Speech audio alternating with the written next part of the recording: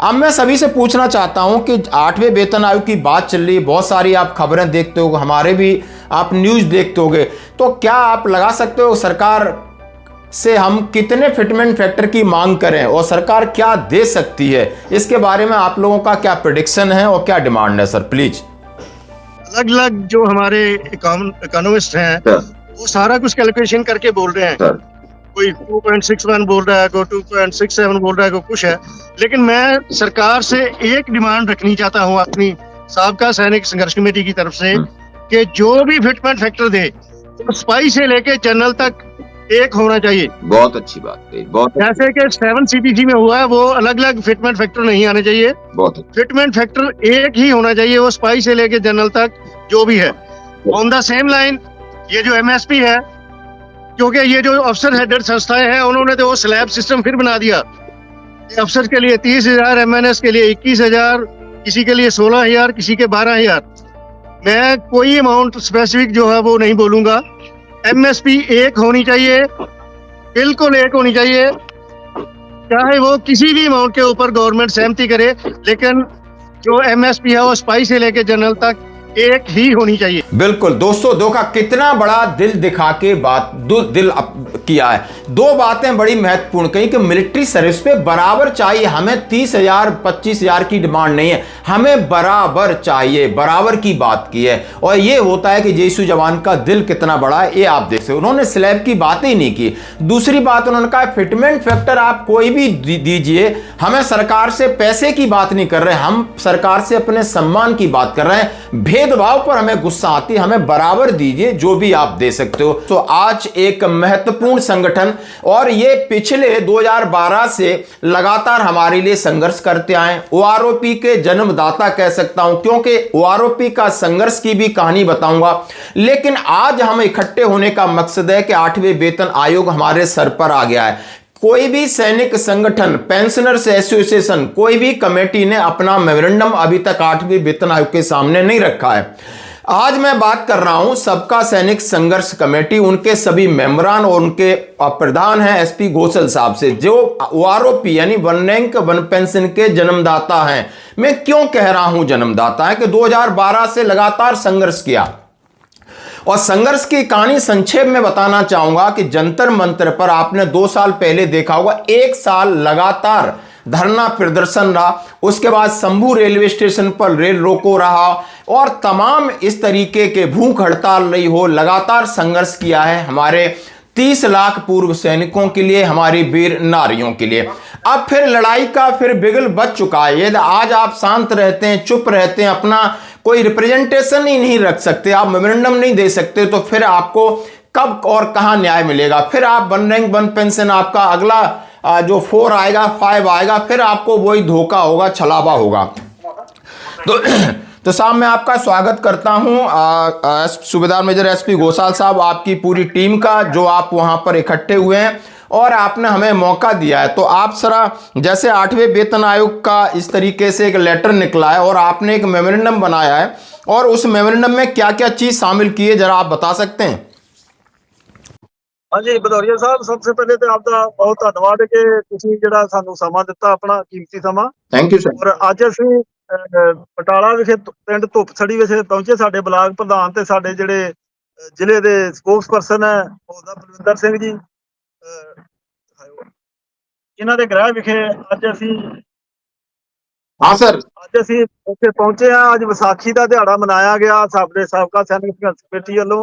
सभी को साहब, सभी को एक बार सभी को मेरी तरफ से सत श्री अकाल, नमस्कार। सभी सैनिक जीवन चैनल के व्यूअर की तरफ से मैं आपका स्वागत करता हूं सभी का सर। जैसे कि आपने बताया है कि जो 8वां पे कमीशन अभी गठित हुआ है, उन्होंने आज जिन्नियां भी पूरे देश दियां जवाना दियां या जो भी संस्थावां ने एक्सर्समैनां दियां, उनसे जो उन्होंने मेमोरेंडम मांगा है, डिमांड्स मांगी है, और वो जो डिमांड्स हमने साबका सैनिक संघर्ष कमेटी की तरफ से जो पे कमीशन है उनको भेज चुके हैं ऑलरेडी। जो आपको हमने मेमोरेंडम भेजा गया, आपको भी मैंने भेजा है, सबमिट किया है जी सर।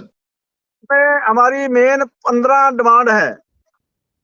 सबसे मेन हमारा जो डिमांड है, जो इक्वल MSP मिलिट्री सर्विस से क्योंकि जो ज्यादातर जो संस्थावां ने, जो अफसर हेड संस्थावां ने, जैसे इंडियन एक्सर्सन मूवमेंट है या लीग है, जो भी अफसर हेड संस्थावां ने, उन्होंने भी मेमोरेंडम शायद भेजे ने। जो उनकी डिमांड है कि जो MSP है वो 4 पार्ट में उसको उन्होंने डिमांड किया है पे कमीशन को, जिमें के अधिकारी को 30,000, MNS को 21,000 और अपना JCO को 18,000 और NCO तक जो है 12,000। तो आप लेकिन हमारी जो संस्था, आप इससे सहमत नहीं है? एक मिनट सर, जैसा मैं दोस्तों ISM ISL का नाम लिया, यानी इंडियन एक्स सर्विसमैन मूवमेंट और इंडियन एक्स सर्विसमैन लीग, इसके एक के अध्यक्ष हैं हमारे मेजर जनरल सतवीर साहब हैं और एक के हैं शायद ब्रिगेडियर साहब हैं। तो इन्होंने MSP को 4 भागों में बांट दिया, लेकिन हमारी डिमांड है कितनी भी हो बराबर हो। इसी को लेकर इन्होंने अपने मेमोरेंडम में बहुत सख्त भाषा का इस्तेमाल किया है और उसके आगे जिस तरीके से वो कह रहे हैं जरा आप सुनिए। हाँ सर। हाँ जी, लेकिन हमने साबका सैनिक संघर्ष कमेटी जो प्योरली JCO जवान की संस्था ऑल इंडिया लेवल की है, हमने जो मेमोरेंडम भेजा है वो हम डिमांड कर रहे हैं कि जो MSP है सबकी बराबर हो, क्योंकि जो जवान है उसकी लाइफ को रिस्क ज्यादा है और जो अधिकारी है उनको कम है। MNS जो है, जो जिनको 21,000 के लिए रिकमेंड कर रही है संस्था, उनको कोई रिस्क नहीं है। इसलिए हम डिमांड करते हैं कि जो MSP सबकी बराबर होनी चाहिए। दूसरा जो डिसेबिलिटी पेंशन है वो भी इक्वल होनी चाहिए, उसमें भी कोई भेदभाव या उसको बेसिक पेंशन के बेस के ऊपर नहीं होनी चाहिए, उसको बिल्कुल बराबर। जिवें यूरोप कंट्रियों में है MSP बराबर है, वैसे ही जो है हमारा देश में भी जो MSP और डिसेबिलिटी पेंशन जड़ी है एक समान होनी चाहिए। ये हम डिमांड रखा है 8th पे कमीशन के पास। ओके, जैसा अब मैं आपको इनकी सरल भाषा में बताना चाहता हूं कि समान मिलिट्री सर्विस पे और समान डिसेबिलिटी पेंशन, उन्होंने कहा है यदि हमारे सामने हमें गोली बाजू में लगती है, अफसर के में लगे या जवान के में लगे, JCO के में लगे, दर्द बराबर है, तकलीफ बराबर है, तो MSP बराबर। यदि इसके बदले हमें डिसेबिलिट किया जाता है, यदि हमारी बाजू कट जाती है, अफसर की कट जाती है, तो वो भी बराबर होना चाहिए, क्योंकि शरीर एक जैसा है। यदि दवा बराबर हो सकती है, दवाई बराबर हो सकती है, तो डिसेबिलिटी पेंशन भी बराबर होनी चाहिए। तो यदि आप हमारे व्यूअर्स हैं तो आप इनकी जो पहले इसके ऊपर जरूर करेंगे आप कमेंट्स। और नेक्स्ट क्या है सर बताइए। हाँ जी, नेक्स्ट हमारी मेन डिमांड है जो हमारी विडो बहनें हैं जो फैमिली पेंशन ले रही है, उनकी जो enhance rate of family pension है, जो जवान की डेथ हो जाती है उसका 7 साल तक फुल पेंशन मिलती है, जहाँ 67 एज विच एवर अर्लियर। अगर जवान 60 साल में उसकी डेथ होती है तो उसको 7 साल ही मिलेगी। अगर 65 साल में होती है केवल 2 साल ही मिलेगी। अगर 60 साल के बाद पेंशन एक्सर्सन की डेथ होती है तो उनको बिल्कुल नॉर्मल जी फैमिली पेंशन मिलती है। हमारी डिमांड है कि 70 साल तक जो enhance rate of family pension मिलनी चाहिए, ताकि जो साडी विडो बहन है उनके जो बच्चे हैं, एक्सर्समैन उसका पति तो डेथ हो जाती है लेकिन उसके बाद उसकी जिम्मेदारी बढ़ जाती है। ओके सर, बिल्कुल ये हमने डिमांड रखा है कि 70 साल तक जो है बिल्कुल जैसा हाँ बिल्कुल जैसा सर मैं रोकना चाहता हूं, जैसा इन्होंने सरल भाषा में कह दिया है कि हमारे जवान जल्दी रिटायर्ड होके आते हैं, कोई 35 में आ जाता है, नायक है, हवलदार है, 40 में आ जाता है और यदि वो एक्सपायर्ड हो जाता है तो उसकी 47-45 में आप उसको 30% पेंशन कर दोगे। लेकिन उसी समय जो आपने नियम बनाया है वो आपका नियम है लगभग 60 साल तक लोग रिटायर होते हैं, उनको 7 साल एक्सटेंशन कर दो तब 67 देते हो। उन्होंने कहा हम तो अर्ली रिटायर होते हैं, हमारी रिस्पॉन्सिबिलिटी लायबिलिटी बढ़ती है, हम कह रहे हैं कि आंख बंद करके 70 साल तक 50% पेंशन उसको मिलनी चाहिए। और दोस्त सर जैसे आपका एक पॉइंट आया अभी OROP PMR को मिलना चाहिए, इसकी डिमांड बहुत ज्यादा चल रही है, इसके बारे में आपका मांग के साथ साथ यदि सरकार नहीं मानती है तो आपका प्लान क्या है वो भी आपने हमें बताना सर। चलिए बताओ साहब, प्लान हम बाद में बताएंगे, पहले जो हमारी डिमांड है उसको डिस्कस कर लें। जो PMR के बारे में आपने बताया उसके लिए भी हमने डिमांड रखा है कि जो PMR को भी OROP का जो है बेनिफिट मिलना चाहिए, जैसे 14 से पहले वालों को दिया और बाद वालों को भी जड़ा वा प्री मैच्योर को भी जी 1 रैंक 1 पेंशन का जो है बेनिफिट मिलना चाहिए। ऐसे ही रिजर्विस्ट को भी जड़ा ORP का बेनिफिट नहीं मिला पहले, उनको भी मिलना चाहिए। ऐसे हमारे जो शहीद परिवार है जो कम सर्विस में शहीद हो गए हैं, उनकी जड़ी लिबरल लाइफ फैमिली पेंशन है वो भी पहली जितनी भी 1 ORP 2 व 3 में नहीं उनकी पेंशन बढ़ी, उनको भी जो है OROP का लाभ मिलना चाहिए। बिल्कुल। और दूसरा हमारी जेसीओ के लिए डिमांड है कि जेसीओ जैसे जो हमारे को क्लास 2 अफसर जड़ा वा डिफेंस मिनिस्ट्री ने डिक्लेयर किया है कि जेसीओ जो क्लास 2 अफसर में आते हैं, लेकिन जो हमारा जो स्केल है जेसीओ का, हमारा जो जेसीओ का स्केल उसको भी जो सेंट्रल गवर्नमेंट के क्लास 2 अफसर हैं उनके बराबर हमारे को भी सुविधा, उनके बराबर का जो हमारे को ग्रेड मिलना चाहिए। जी सर, जी सर। जैसा अगली जड़ी बोलिए सर, बोलिए। और जो डिमांडें हैं हमारी, जैसे प्री मेचर का तो बता दिया है, डिसेबिलिटी का बता दिया है, और जो हमारी जो मेन मांग है कि जिਵੇਂ के आपको मैंने मेमोरेंडम भेजा है। हाँ, मुझे पता है, आपने इसमें डाला है। उसको हम डिटेल में जाएंगे तो बहुत लंबा हो जाएगा। लंबा हो जाएगा। आपने पूछा है कि वो तो मेमोरेंडम है ही है। मैं आपको अपील करूंगा कि आप अपने चैनल के माध्यम से जो हमारा साबका सैनिक संघर्ष कमेटी का मेमोरेंडम है उसको सब जगह उसको बिल्कुल पोस्ट किया जाए, सब ग्रुपों में डाला जाए, और आपका जो ये हम जो भी आप निकालेंगे ऑडियो वीडियो उसमें इसको बिल्कुल अटैच किया जाए मेमोरेंडम। और दूसरा ये है कि जो पे कमीशन ने एक और हम एडवाइस किया है कि जो भी संस्थावां ने हमारे को अपनी अपनी डिमांड भेजें और उसके बाद अपना अपॉइंटमेंट भी लें। हम अपना साबका सैनिक संघर्ष कमेटी की तरफ से पे कमीशन से मिलने के लिए अपॉइंटमेंट भी मांगेंगे। और दूसरा जैसे कि आपने बताया कि अगर ये जो आपकी मांगे हैं नहीं, आगे क्या आपका प्लान है। हमने जो जंतर मंतर के लिए कंटिन्यू धरना प्रदर्शन के लिए दिल्ली पुलिस प्रशासन से जो 3 दफा हम मांग रख चुके हैं और हमारे को जो है परमिशन नहीं मिली।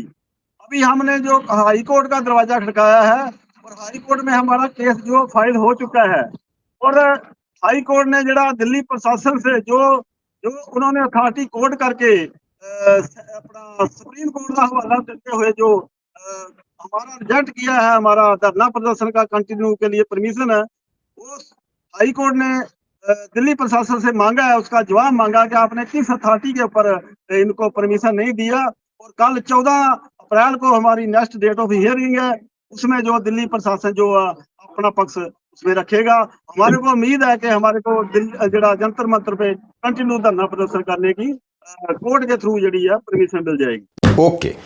जैसा दोस्तों आपने सुना, उन्होंने कहा है कि इन मुद्दों के अलावा हमने रखा है कि 1 रैंक 1 पेंशन का लाभ हमारे प्रीमेचर रिटायरीज हैं जो 1 जुलाई 2014 के बाद आए, रिजर्विस्ट भाई हैं, और उन्होंने फैमिली पेंशन का आपने लॉजिक सुन लिया, लिबराइज फैमिली पेंशन की बात की है, और तमाम इनके मुद्दे में ड्राफ्ट को आपके सामने रखूंगा, एक एक पॉइंट जो आपके साथ डिस्कशन करूंगा। साथ ही उन्होंने अपील की है कि सभी के पास ये ड्राफ्ट भेजा है, और जो भी यानी सबके ये कॉमन मुद्दे हो सकते हैं, कॉमन मुद्दे हैं, यानी जो हमारे साथ डिस्क्रिमिनेशन हुआ है, हमारी अनदेखी हुई है, और इस बार 8वां वेतन आयोग आपको पहल के लिए बुला रहा है। आपने अपना अपॉइंटमेंट लीजिए और उनसे मीटिंग डिसाइड कीजिए, क्योंकि मीटिंग का दौर शुरू हो गया है। अभी दिल्ली में मीटिंग है और मई के फर्स्ट वीक में पूना में मीटिंग है। अब मैं सवाल करना चाहूंगा, जैसा ना मेरा एक सवाल था कि आप जंतर मंतर पर कब और क्या और करने वाले, तो कहा है कि 3 बार परमिशन लिए, दिल्ली प्रशासन परमिशन नहीं दे रहा है। मामला हमने जुडिशरी में रखा है और जुडिशरी ने जवाब मांगा है दिल्ली सरकार से, और इसकी आज 14 तारीख को हो सकता है अंबेडकर जयंती की छुट्टी हो या नेक्स्ट डे उसकी हियरिंग होती, तो उसमें जवाब पेश होगा। अब आइए दोस्तों हम सवाल करते हैं, सभी जितने सैनिक संगठन हैं, बहुत सारे लोग अपने अपने स्टेट के अंदर हैं, क्षेत्र के अंदर हैं, लेकिन लगातार यदि आपकी मांगों को लेकर के यानी जितनी नेशनल आप डिमांडें हैं, लगभग सबका संघर्ष कमेटी सभी डिमांडों को कवर करके सड़क पर यानी सड़क पर पूरी तरीके से धरना प्रदर्शन भूख हड़ताल सब कर चुके हैं। तो आज आने वाले मैं पूछना चाहता हूं कि और आपके साथ पंजाब के जितने भी संगठन हैं आपके साथ हैं, और कोई भी आपके साथ आने को तैयार है, या क्या आगे की रणनीति है, इसके बारे में घोषल साहब आप बताएं। जी भदौरिया साहब, ऐसा है कि आपने पहले ही कई दफा मतलब अपील कर चुके हैं जो भी देश की जेसीओ जवान संस्था है कि आप आगे आए, क्योंकि जब से हमने जंतर मंतर से धरना उठाया है, जो उसको पोस्टपोन किया था, जो चोन जब इलेक्शन हो रही थी, उसके बाद किसी भी संस्था ने पहल नहीं किया अभी तक। और अभी हमने सब का इंतजार करके जो है दोबारा फिर पहल किया है और परमिशन मांगा, दिल्ली प्रशासन से परमिशन नहीं मिला। अभी हम हाई कोर्ट में हैं। हाई कोर्ट से जैसे ही परमिशन मिलती है कि मैं पूरे देश की जेसीओ जवान संस्थाओं को अपील करता हूँ कि अभी हमारा साथ दो, क्योंकि अभी नहीं तो कभी नहीं। अगर क्या बोलते हैं कि अगर सांप निकल गया तो फिर लकीर को पीटने का कोई फायदा नहीं। हम हमारा जो मेन टारगेट है, जैसे हमारा 7वें पे कमीशन में हमारे अनजस्टिस हुई है, डिस्क्रिमिनेशन हुई है जेसीओ जवानों के साथ, अभी 8वें पे कमीशन में ना हो, इसलिए इन एडवांस जो है हम हाई कोर्ट से परमिशन लेके दिल्ली जिला जंतर मंतर में कंटिन्यू धरना प्रदर्शन के लिए तैयारी कर रहे हैं। और मैं पूरे देश की जेसीओ जवान संस्थाओं को भी अपील करता है कि हमारा साथ दीजिए, या आप खुद आगे लगिए या हमारे साथ आइए, ये हमारी अपील है हाँ, थैंक यू साहब। अब मेरे 2-3 सवाल हैं, मैं सभी के सामने रखना चाहता हूं, क्योंकि बहुत सारे ब्रिगेडियर मेजर जनरल साहब हमें इस बात को कहते हैं, हेलो, इस बात को लेके कहते हैं कि अभी उन्होंने डिसेबिलिटी पेंशन पर टैक्स लगाया, एक नया नियम बनाया, इसमें जवान जेसीओ साथ नहीं आ रहे हैं। वो ये सोच रहे हैं कि ये सिर्फ अफसरों को ही इफेक्टिव है, लेकिन 8वें वेतन आयोग के बाद इसमें जेसीओ जवान भी उस दायरे में आ जाएंगे। सरकार कहीं ना कहीं ट्रैप कर रही है। अभी आप ये मत सोचिए कि हम ही हैं, सरकार धीरे धीरे जिस तरीके से उन्होंने कहा है, जो लोग आईएमबी या इनवैलिड गए हैं उनको टैक्स नहीं लगेगा, अदरवाइज आप पेंशन भी ले रहे हो, डिसेबिलिटी पेंशन समानांतर रूप से दोनों ले रहे हो, तो वो आपकी टैक्सेबल है। तो अधिकारियों ने हमसे, कई बड़े बड़े अधिकारियों ने, इस पर नाम नहीं मैं लेना चाहूँगा, तो क्या अब हमारी स्ट्रेटजी या हम क्या, आप अपने मन से बताइए, यदि कोई अधिकारी हमारे इस मूवमेंट में जुड़ना चाहता है और आपकी शर्तों के साथ जुड़ना चाहता है, तो क्या आज भी हम उससे परहेज कर रहे हैं क्या? सर प्लीज, गंभीर सवाल है, सोच के बताइए। बिल्कुल बिल्कुल सही है, हम बिल्कुल परहेज कर रहे हैं, क्योंकि अधिकारियों का हमने बहुत साथ दिया पहले यूनाइटेड फ्रंट में। अधिकारियों ने हमारा जो जेसीओ जवाना का कक्ष दिखा के ही फायदे लिए हैं। अभी जैसे डिसेबिलिटी पेंशन की आप बात कर रहे हो, जैसे जो 7वां पे कमीशन हुआ था, उसमें एक स्लैब सिस्टम कर दिया था सरकार ने, गैप कम करने के लिए। जेसीओ का जो है अपना 12,000 और हवलदार तक का 9,000 और अफसर का 27,000 डिसेबिलिटी पेंशन। लेकिन उस टाइम भी अधिकारियों ने हमारे जेसीओ जवानों को ऐसे गुमराह करके अपने पीछे लगा के सरकार के ऊपर दबाव बना लिया, उसको परसेंटेज में कन्वर्ट कर लिया। और उसमें परसेंटेज कन्वर्ट करने से जहां जेसीओ को 12,000 डिसेबिलिटी पेंशन मिलनी थी नॉर्मल, हवलदार को 9,000 मिलनी थी, वहां पर जेसीओ नहीं, सॉरी मैं गलत कह गया, हवलदार तक 12,000, जेसीओ 17,000, अफसर को 27,000। लेकिन वहां पर जैसे ही स्लैब सिस्टम परसेंटेज में कन्वर्ट कराया अधिकारियों ने हमारा साथ लेके, उसमें हमारे जवानों का जहां 12,000 मिलना था वो 9,000 के ऊपर शिफ्ट गई, और जो जेसीओ को 17 मिलना था वो 15, 16, 17 नीचे ही रह गए, और अधिकारियों को जहां 27,000 मिलना था वो 70, 75,000 तक चल गए। ऐसे ही अभी जो ये डिसेबिलिटी पेंशन के ऊपर इनकम टैक्स की बात हो रही है, इसमें कोई भी जेसीओ जवान जो है, क्योंकि इनकम टैक्स की स्लैब फिलहाल है 12 लाख, अभी 12 लाख जी स्लैब है, और 12 लाख में कोई भी जेसीओ जवान जो है, इंक्लूडिंग जिसके पाए वो इनवैलिड आउट आ रहा है, कोई 12,000 को एक्सीड नहीं कर रहा है। इसलिए हम जो है 12 लाख जो हमारी टोटल पेंशन है उसके ऊपर अगर हमारी डिसेबिलिटी मिला के, सर्विस पेंशन मिला के बनती है, तो फिर हम इनकम टैक्स स्लैब में आते हैं। जबकि अधिकारी जो है 75,000 जो इनवैलिड आउट 2.5 लाख रुपया ले रहे हैं, प्लस 2.5 लाख उनकी सर्विस पेंशन है, 5-6 लाख रुपया वो ले रहे हैं। अगर सरकार को उनको इनकम टैक्स देना पड़ता है तो उसमें कोई ग्रेज नहीं करना चाहिए, क्योंकि जो सरकार ने अपना देश भी चलाना है, देश जो है इनकम टैक्स के ऊपर ही चलता है। इसलिए हम तो जो जेसीओ जवानों के लिए कोई हमारा इस मुद्दे में अधिकारियों का साथ देने की कोई तवीज नहीं है, और हम जेसीओ जवानों से अपील करेंगे कि जैसे अधिकारियों ने हमारे को वक्त के खुद बेनिफिट लिए हैं, अभी हम जेसीओ जवान अलग अपने कंधे के ऊपर बंदूक चलाएं, ना कि किसी के कंधे के ऊपर ना बंदूक चलाने की कोशिश करें। ये हमारी अधिकारियों को अपील है। आप अधिकारियों को हमारी ये भी अपील है कि आप जो आपकी जो अफसर यूनियन है, आप जो मर्जी सरकार से लें, हमारी तरफ से 10 लाख डिसेबिलिटी ले लें, हमारी तरफ से अपना इनकम टैक्स उसमें ठीक है, ठीक है। घोषल साहब, घोषल साहब, आपके साथ और हमारे एक्स सर्विसमैन भाई बैठे हैं, हमारे बड़े बड़े बुजुर्ग दिख रहे हैं। मैं जानना चाहता हूं, आज कांग्रेस पार्टी में बहुत सारे एक्स सर्विसमैन जुड़ रहे हैं। जैसा मैं देख रहा हूं, जंतर मंतर पर प्रदर्शन था और वहां पर कर्नल रोहित चौधरी साहब की अगुवाई में बहुत सारे मेजर जनरल मैंने देखे, ब्रिगेडियर्स देखे और सिपाही भी देखे, सूबेदार भी देखे। और जहां पर असेंबली इलेक्शन है वहां पर उन्हें जिम्मेदारी दी जा रही है, यानी ऑल इंडिया कांग्रेस कमेटी के एक एक्स सर्विसमैन की विंग है, वहां पर लोग जुड़ रहे हैं, कुछ भारतीय जनता पार्टी से जुड़ रहे हैं। कहीं न कहीं राजनीतिक महत्वाकांक्षा है किसी न किसी की। लेकिन इन्होंने इस बार जो मुद्दा रखा था कि सैनिकों का सम्मान नहीं हो रहा है, यानी इस वर्तमान गवर्नमेंट में लगातार सैनिकों की पिटाई दी जाती है, खासकर पुलिस के द्वारा। यानी कोई एंटी सोशल एलिमेंट्स करता है तो समझ में आती है, लेकिन जहाँ पुलिस और प्रशासन से एक सैनिक परेशान होता है तो उसमें क्या हमें अफसर है जेसीओ वार ये देखना चाहिए, या तीनों मिलकर के हमें इन सब चीज़ों का मुकाबला करना चाहिए? चाहे हम अब मेरा सवाल आ रहा है, क्या पॉलिटिक्स से जुड़ा हुआ कोई व्यक्ति आपके संगठन में आ सकता है या नहीं, या चाहे वो अफसर है या जेसीओ वार है? ये इस तरीके के मुद्दे अभी बहुत सारे ट्रेंड्स में आ रहे हैं।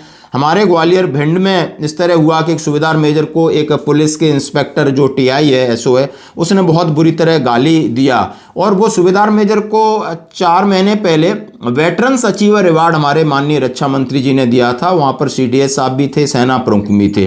तो इसके बारे में ओवरऑल आगे की जो चीज़ें चल रही, हम पीछे की शायद छोड़कर आगे हम कुछ नया कर सकते हैं जिसमें हम सब लोगों का मान सम्मान बचा रहे। नहीं, हम बट जाएंगे तो कहीं ना कहीं सरकार भी हमारी बातों को शायद तवज्जो ना दे। हाँ सर, इसके बारे में कोई भी बोल सकता है। मान साहब बैठे हैं, मान साहब बोल सकते हैं कोई।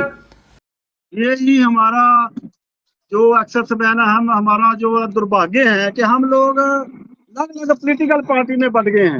अलग अलग पोलिटिकल पार्टियों के पटे हमने डाल दिए हैं, उनके हम अंधे भक्त बन गए हैं। सर दुर्भाग्य नहीं है, ये हमारी महत्वाकांक्षा है जो हमें राजनीति हमें ज्यादा पसंद आ रही है। ये बिल्कुल वो जो राजनीति में जा रहे हैं, जैसे आपने कांग्रेस का हवाला दिया, उसमें जो है, मैं नाम नहीं लेना चाहता, जो जंतर मंतर में भी हमारे साथ है, लेकिन वो लोग जो है हमारा जेसीओ जवानों को दर्शा के अपना पॉलिटिकल पार्टियों से कुछ अपनी पर्सनल जो माइलेज पॉलिटिकल माइलेज लेना चाहते हैं। इस करके असि साबका सैनिक संघर्ष कमेटी का कोई भी ऐसा नहीं है कि असि किसी भी पॉलिटिकल पार्टी दे विच साथ दईए।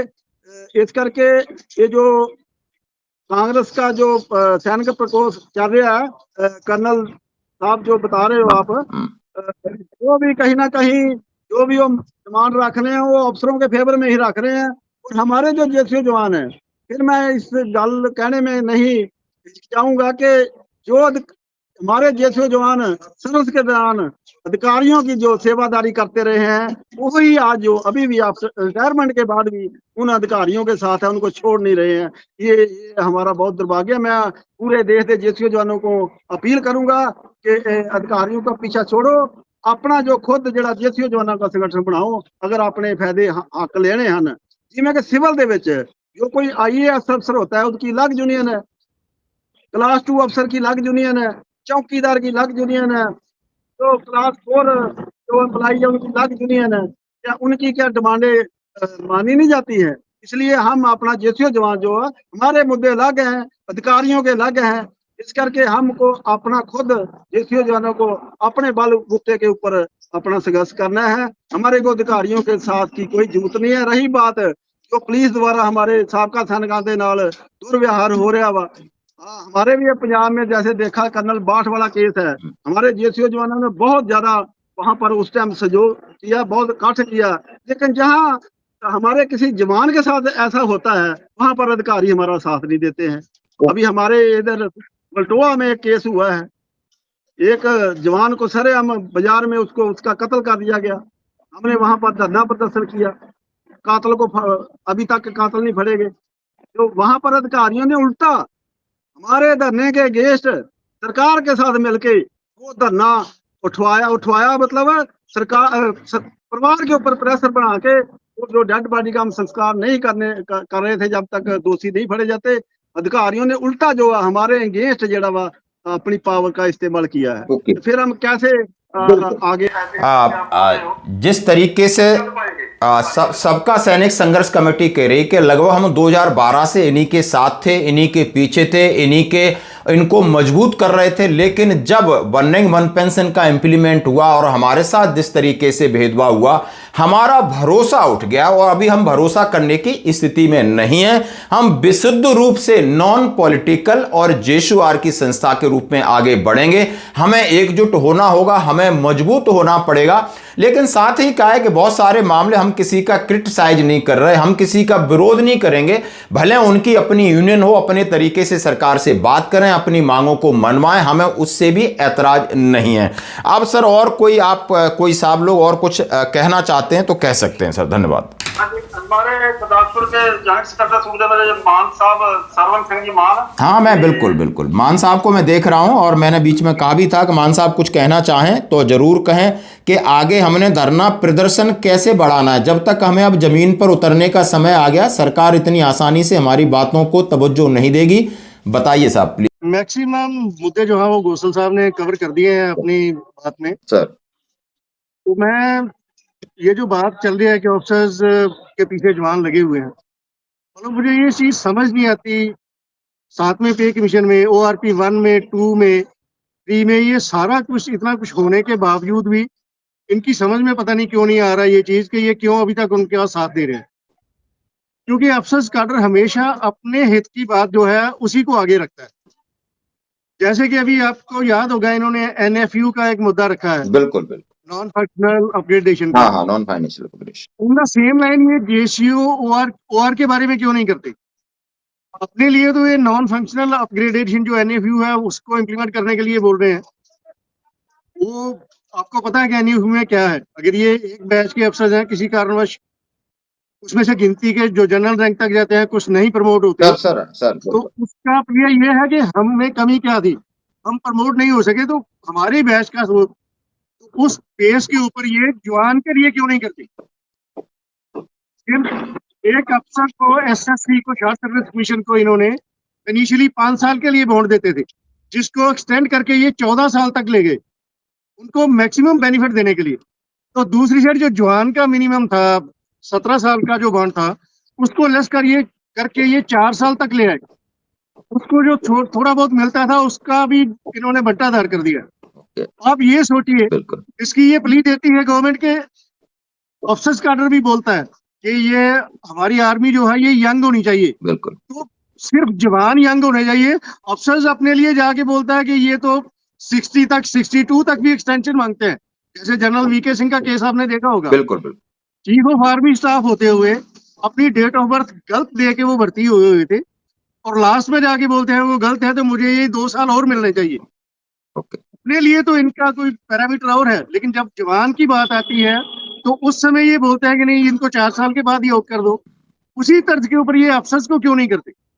जी सर, बिल्कुल आपने, हाँ मान साहब आपने सही कहा। अब आपके लिए मेरा सवाल है कि हमने 7 CPC का डिस्क्रिमिनेशंस का आपने पॉइंट दिया और वहाँ पर आप उल्लेख बात का कर रहे हैं कि जो पे लेवल यानी जो हमारे हवलदार तक था उनको 2.57 का फिटमेंट फैक्टर था, देन 2.62, देन 2.67, यानी जिसका तनख्वाह ज़्यादा है उसको पे लेवल, जिसका ज़्यादा है उसको आपने क्या बोलते हैं फिटमेंट फैक्टर भी ज़्यादा दिया है। क्या कॉमन फिटमेंट फैक्टर की बात हम नहीं रख सकते सर?